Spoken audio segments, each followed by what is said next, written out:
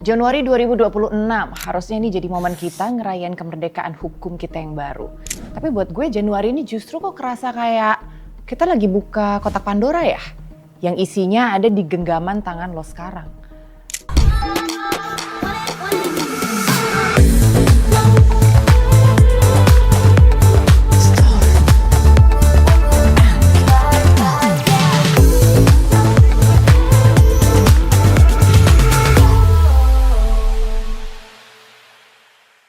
Sekarang ini gue lagi bicara KUHP dan juga KUHAP yang mulai berlaku. Gue yakin ada baik dan juga ada buruknya dari setiap aturan yang ada. Sepanjang itu digunakan oleh mereka yang memiliki empati dan memiliki kemanusiaan secara benar. Contoh kasus kakek Masir di Situbondo. Ini menjadi contoh gimana pengadilan membuat keputusan yang memanusiakan melalui aturan hukum baru di Indonesia. Pengadilan gak hanya meringankan dakwaan, tapi juga menimbulkan rasa keadilan di masyarakat. Karena kakek 75 tahun itu akhirnya bisa dibebaskan karena kondisi ekonomi yang membuat dirinya melakukan kesalahan. Tapi di sisi lain, teman-teman pasti dengar baru-baru ini yang lagi happening yaitu kasus Panji yang langsung diperiksa dan disita flash disknya dengan menggunakan aturan yang sama. Di sini aturan menjadi abu-abu karena di bawah pasal 5 dan pasal 40 KUHAP yang baru, kewenangan untuk menangkap orang dan penyitaan sekarang dikasih karpet merah. Penyidik punya waktu 24 jam untuk nahan dan menggeledah lo tanpa izin pengadilan duluan. Alasannya katanya sih efisiensi karena Indonesia luas. Tapi teman-teman, Mahkamah Konstitusi lewat putusan nomor 20 tahun 2016 jelas di sini bilang kalau data elektronik itu privasi yang sakral. Keresahan publik hari ini privasi itu seolah-olah bisa ditunda demi penilaian subjektif petugas di lapangan. Kalau petugas merasa itu mendesak, pintu masuk ke saku lo terbuka secara lebar. Makanya gue berpikir bahwa di tangan yang salah, akses itu bisa jadi senjata untuk matiin karakter seseorang. Tapi gue lagi gak mau ngajak lo buat sekedar paranoid nih teman-teman. Kita juga harus lihat sisi seberangnya. Pemerintah tentu punya argumen yang sebenarnya visioner. Mereka nyebut ini sebagai paradigma restoratif. KUHP lama warisan Belanda itu sifatnya membalas. Jadi lo salah ya lo masuk penjara, titik, no debat.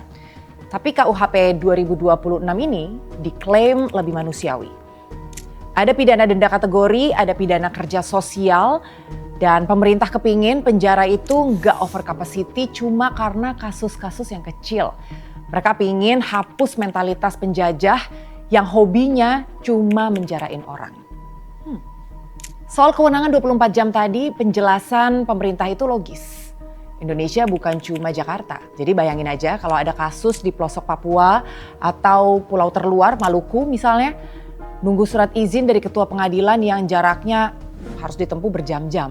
Pakai speedboat, itu jelas nggak masuk akal. Pelaku udah kabur duluan. Barang bukti digital bisa di remote, wipe atau dihapus dari jauh.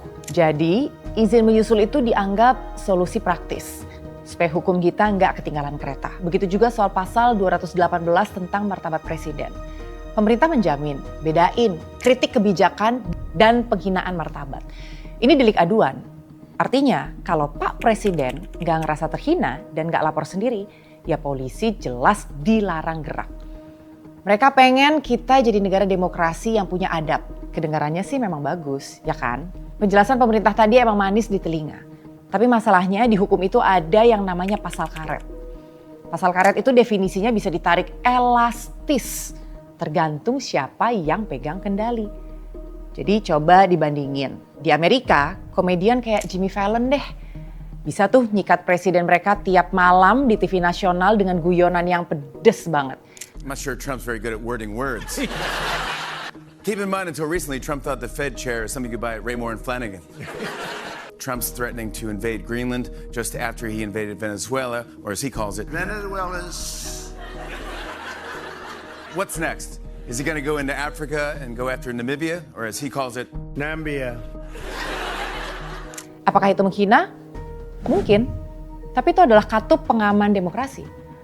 Rakyat punya hak buat ngetawain penguasanya. Meski menurut gue nggak gitu juga sih. Marwah pemimpin tetap harus sama-sama kita jaga. Tertawa bersama itu beda loh dengan menertawakan. Nah, yang lagi anget banget nih, kita juga punya sosok yang hampir mirip Jimmy Fallon. Siapa sih yang gak kenal Pandji Pragiwaksono yang pecah banget roasting pemerintahnya dalam show bertajuk Mens Rea. Tayangan itu langsung menyita perhatian netizen. Materi yang paling disorot adalah punchline, Gibran ngantuk ya? Ada yang milih pemimpin berdasarkan tampang. Banyak. Ganjar ganteng ya. Anies manis ya. Prabowo gemoy ya. Atau wakil presidennya. Gibran ngantuk ya. Salah nada. Kalimat yang justru dianggap body shaming oleh sebagian netizen. Garis antara satir dan penghinaan jadi setipis tisu dibagi dua dan kita jadi takut bicara. Karena kita nggak tahu suasana hati penguasa saat itu tuh lagi kayak gimana. Meskipun ya sebenarnya kalau mau dipolisikan, pelapor harus dari individu yang merasa direndahkan. Bukan dari lembaga atau kelompok ketiga. Artinya yang harus melapor ya Gibrannya. Baru penegak hukum bisa menindaklanjuti. Dicatat, kalau nggak ada yang laporin ya artinya Mas Gibran juga nggak masalahin. Tapi dari materi jokesnya Pandji yang nyenggol soal ormas sama tambang, malah ini bikin sekelompok warga yang mengatasnamakan Aliansi Muda Muhammadiyah dan Angkatan Muda Nahdlatul Ulama kesulut. Akhirnya mereka laporin Pandji. Meskipun NU sama Muhammadiyah membantah ini teman-teman. Membantah kalau keduanya adalah part resmi dari NU dan Muhammadiyah. Meskipun harusnya nggak bisa diprotes, tapi di sini lewat pasal 218. Batas itu jadi abu-abu. Ini nih yang pada akhirnya disebut chilling effect. Demokrasi kita bisa membeku karena ketakutan. Ada lagi, di pasal 136 soal penyadapan. Undang-undang penyadapan emang belum ada. Tapi masyarakat udah khawatir soal mereka memberi kunci rumah kepada para aparat.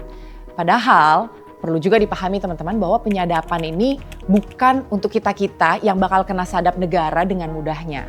Gak gitu. Warga bakal kena kalau ini udah berurusan dengan yang namanya narkoba, terorisme, korupsi dan makar. Intinya yang mengancam kedaulatan negara kita. Ini batasan yang jelas nggak boleh ada pelanggaran penegak hukum selama aturan penyadapan yang baru ini masih belum diketok. Supaya hukum kita nggak seperti air di daun talas. Kenapa kita susah buat percaya sama pemerintah? Jawabannya sebenarnya simpel sih. Karena luka kolektif kita soal salah tangkap itu masih basah. Pemerintah boleh aja menjanjikan bahwa sistem yang lebih modern di 2026 ini. Tapi di mata masyarakat, hukum kita ini seolah punya dua kecepatan yang berbeda. Kecepatan turbo untuk masyarakat kecil, sementara kecepatan siput untuk mereka yang pernah punya kuasa. Teman-teman mungkin tahu Muhammad Fikri di Bekasi. Ini seorang guru ngaji yang dituduh begal pas dia sebenarnya lagi tidur di musola. Dia disiksa, ditekan buat ngaku dalam jam-jam pertama penahanannya. Atau yang lebih nyesek kasus Oman Abdurrahman. Ini seorang marbot masjid yang dijemput paksa, disiksa, bahkan kakinya ditembak oleh petugas supaya mau ngaku bahwa ia melakukan perampokan yang gak pernah dia lakuin. Butuh bertahun-tahun buat Oman buktiin kalau dia gak bersalah, dan mirisnya lagi, ganti rugi dari negara pun harus diperjuangkan lewat proses yang berbelit-belit. Nah disinilah letak ironinya. Di satu sisi aparat bisa bergerak secepat kilat bahkan tanpa izin pengadilan di 24 jam pertama menurut KUHAP yang baru. Untuk nangkap orang-orang kecil kayak Fikri atau Oman hanya berdasarkan subjektivitas. Tapi coba deh, kalau kita bandingin nih ya sama kecepatan hukum buat elit penegak hukum kita. Kemana kecepatan turbo itu pas kita lagi bicara soal Firly Bahuri, mantan ketua KPK yang jadi tersangka tapi prosesnya kerasa sangat bertele-tele. Meski udah jadi tersangka dalam kasus dugaan pemerasan, dia nggak langsung ditahan tuh. Dan bisa bertahun-tahun menghindari proses pemeriksaan dengan berbagai alasan. Atau lihat kasus Jaksa Pinangki deh, udah terbukti terlibat skandal besar. Tapi hukumannya disunat drastis di tingkat banding dengan alasan yang kerasa dipaksain. Kayak dia punya anak kecil atau berkelakuan baik, kontras banget dan ini yang bikin masyarakat muak. Hukum begitu agresif dan mendesak pas berhadapan sama rakyat jelata yang bahkan gak punya uang untuk bayar pengacara. Tapi kok hukum tiba-tiba jadi sangat sabar pas berhadapan sama mereka yang pernah punya pengaruh besar di negara ini. Inilah yang gue maksud bukan soal kritiknya, tapi soal kebun binatangnya. Masyarakat marah karena masyarakat lihat nilai keadilan dipermainkan. Kritik di substansi itu vitamin buat negara, tapi kalau pemerintah justru nyontohin penegakan hukum yang liar dan tebang pilih, jangan kaget kalau masyarakat merespon dengan cara yang sama kerasnya. Karena mereka tahu dalam sistem yang baru ini pun tanpa integritas dari aparat, nasib mereka mungkin akan tetap sama. Kayak Oman atau Fikri. Mau berapa kali pun pemerintah mengubah KUHP dan KUHP, mau pakai kertas emas sekalipun naskahnya, kalau penegak hukumnya nggak memperlihatkan adanya integritas dan keadilan yang nyata buat rakyat kecil, semua pasal baru ini nggak akan berguna. Undang-undang itu cuma benda mati, dia baru jadi nyawa pas dijalankan oleh manusia yang punya integritas. Hukum harusnya jadi payung untuk semua orang pas hujan, bukan cuma jadi jas hujan untuk mereka yang punya kuasa untuk membelinya. Karena pada akhirnya hukum yang gak adil hanyalah bentuk lain dari kekerasan.